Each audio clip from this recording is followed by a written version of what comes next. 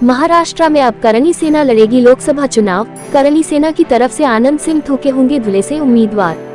जी हां, आपको बता दें कि श्री राष्ट्रीय राजपूत करणी सेना भी 2024 लोकसभा चुनाव में अपने 12 प्रत्याशियों को चुनाव मैदान में उतरने की तैयारी में है, जिसको लेकर आज मुंबई में पत्रकार परिषद का आयोजन किया गया। इस दौरान महाराष्ट्र प्रदेश अध्यक्ष जीवन सिंह सोलंकी ने बताया कि उनके पहले प्रत्याशी भूखे लोकसभा से आनंद सिंह थोके उतारने की तैयारी है।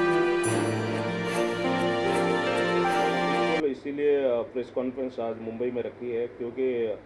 हमारे राष्ट्रीय कार्यकारी अध्यक्ष आदरणीय शीला भाभी सर शेखावत उनका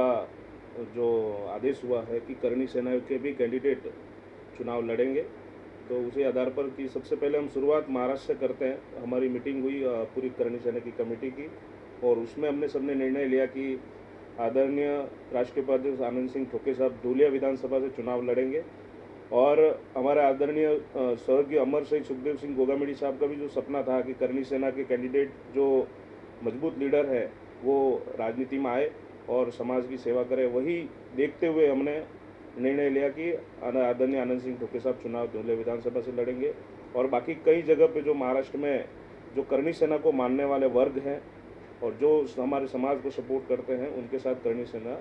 खड़ी रहेगी और समर्थन करेगी।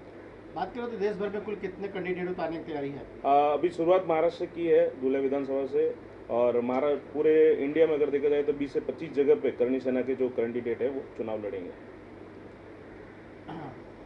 अगर अभी जो आपने महाराष्ट्र की पहली बात की है, तो महाराष्ट्र की कौन सी सीट है जिससे पहले कैंडिडेट होंगे, आपका नाम और किस तरह की आपकी तैयारी है, क्योंकि आप चुनाव मैदान में हैं? नमस्कार, प्रथमतः मैं आप सबका बहुत धन्यवाद करता हूँ, आपका स्वागत भी करता हूँ। मैं धुलिया लोकसभा क्षेत्र जो है जिनको उत्तर महाराष्ट्र बोला जाता है, तो धुलिया लोकसभा क्षेत्र से मैं आनंद सिंह थोके राष्ट्रीय राजपूत करणी सेना के राष्ट्रीय उपाध्यक्ष मैं खुद चुनाव लड़ने वाला हूँ। चुनाव लड़ने का एक ही मकसद है कि ठाकुर सुखदेव सिंह गोगामेडी जी का एक ही सपना था कि समाज कार्य करते समय जब तक हम लोग राजकीय हमारा अस्तित्व निर्माण नहीं करते, मजबूत नहीं करते, तब तक हम समाज कार्य भी उतना न्याय समाज को नहीं दे सकते। तो उस हिसाब से हमने तय किया और श्री राष्ट्रीय राजपूत करणी सेना के माध्यम से हम लोग ये चुनाव लड़ रहे हैं। क्या वजह रही कि करणी सेना को चुनाव मैदान में अब उतरना पड़ा, और क्या राष्ट्रीय अध्यक्ष कार्यकारी अध्यक्ष जो है या फिर सुखदेव जी जब थे, तो क्या कुछ इस विषय पे आपकी चर्चा पहले भी हुई थी? सुखदेव सिंह दादा का जब हम कार्य देखते थे, सुखदेव दादा साहब जब कार्य करते थे, कि ये एक ही बंदा ऐसा था कि जिन्होंने कम समय में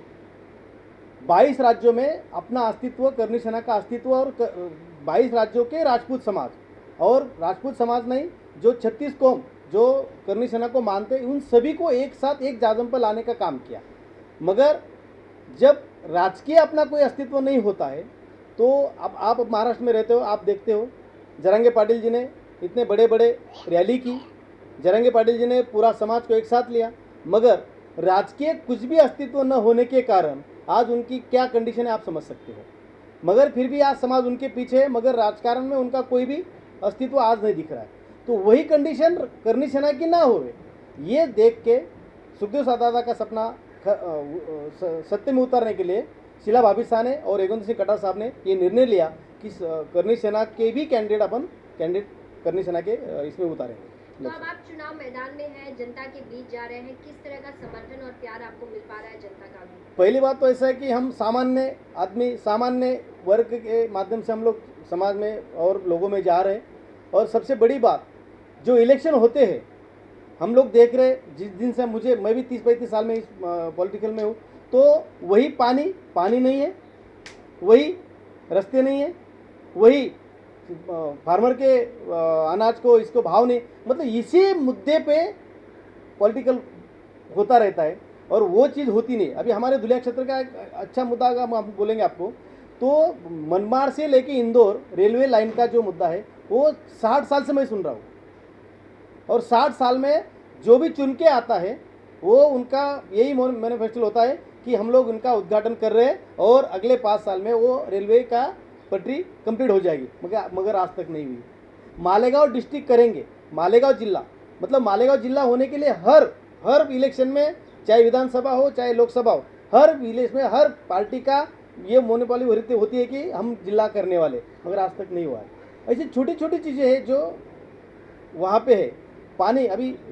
सिंचन के लिए, सिंचन के आपको तो जानते हो, सिंचन की वजह से सिंचन में के लिए इतना पैसा आया, वो पैसा कहाँ गया, कौन खा गया, किसी को पता नहीं है, मगर सिंचन अभी तक हुआ नहीं है। यही मुद्दे पे जो इलेक्शन होते हैं उसको कहीं ना कहीं एक 5 साल में हम क्या कर सकते हैं, इसको मिटा सकते या नहीं मिटा सकते, वो दिखाने के लिए हम लोग इस इलेक्शन में करें। आपका मैनिफेस्टो कब तक लोगों के सामने आएगा? और कई बड़ी पार्टियां हैं आपके सामने, नेशनल पार्टी होंगी, उनके स्टार प्रचारक होंगे, आपकी तरफ से स्टार प्रचारक कौन होंगे जो आपके लोकसभा में पहुंचेंगे जनता के बीच? हमारे स्टार प्रचारक तो शीला भाभी साहब होंगे, योगेंद्र सिंह कटार साहब होंगे, और जो महाराष्ट्र में जीवन सिंह शहरी प्रदेश से जीवन सिंह सोलंकी जी होंगे, और प्रदेश अध्यक्ष कंवर सिंह बैनर्जी होंगे, और बाकी जो करनी सेना के जो मेंबर्स है और करनी सेना को मानने वाला वर्ग। बाकी समाज में अगर देखा जाएंगे तो पूरा मराठा समाज, क्षत्रिय समाज जो बोलते हैं वो पूरा हमारे साथ है,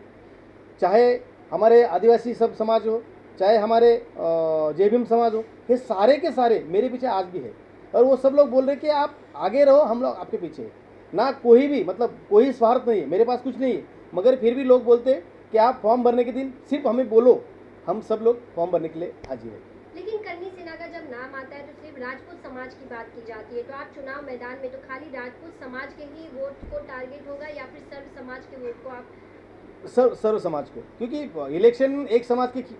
वजह से अपन चुन नहीं सकते, लड़ नहीं सकते, मगर करनी सेना का कार्य जो है वो सभी समाज को न्याय देने का है, ये करीब करीब सभी समाज को मालूम पड़ गया। और महाराष्ट्र में अभी आज आप देखते होंगे तो महाराष्ट्र में श्री राष्ट्रीय राजपूत करनी सेना बहुत, उसकी जो पकड़ है बहुत मजबूत है, और उसको साथ देने वाले बहुत से बाकी समाज के लोग भी यही बोल रहे कि अगर आपको करनी सेना का काम करना है तो सभी समाज को साथ में लो, सभी समाज को वहाँ पे पदाधिकारी बनाओ। मेरा और जीवन सिंह का और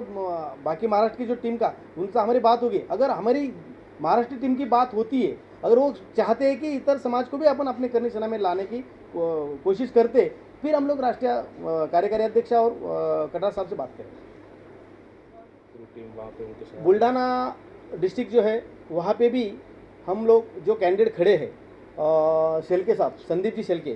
क्योंकि बुल्ढाना में भी हमारा संगठन मजबूत है, और श्री राष्ट्रीय राजपूत करनी सेना के सारे जो पदाधिकारी और समाज जो भी है वो पूरे के पूरे 80% समाज शेलके साहब के पीछे है। वो भी निर्दलीय है, उम्मीदवार है, मगर फिर भी उनको भी हम लोग समर्थन कर रहे हैं। उनको भी वहाँ जाके हम लोग बुल्ढाना जाके मैं और जीवन सिंह और हमारे प्रदेश अध्यक्ष कंवर सिंह बैनर्जी हम लोग 2-3 दिन के बाद जाएंगे और उनको वहाँ पे भी समर्थन देंगे। गुजरात में गिरफ्तारी भी हुई थी, किस मुद्दे को लेकर हुई थी और क्या पूरा मामला था जिसमें करनी सेना की भूमिका रही? हाँ, कल जो श्री राजपूत करनी सेना के राष्ट्रीय अध्यक्ष है महिपाल सिंह मकराना, उनकी गिरफ्तारी हुई। कारण कि पुरुषोत्तम रूपाला जो बीजेपी का कैंडिडेट है और केंद्रीय मंत्री भी है, उन्होंने राजपूत समाज के ऊपर अभद्र टिप्पणी की है, महिलाओं के ऊपर अभद्र टिप्पणी की है। उसका विरोध पूरा राजपूत समाज गुजरात में कर रहा है, और हमारे राजपूत समाज की पूरी मांग है कि बीजेपी कैंडिडेट को चेंज करे और इसको जो पुरुषोत्तम रूपाला है इसका टिकट कट करे और बीजेपी से निष्कासित करे, क्योंकि राजपूत समाज पूरे हिंदुस्तान में इसका विरोध कर रहा है। इसने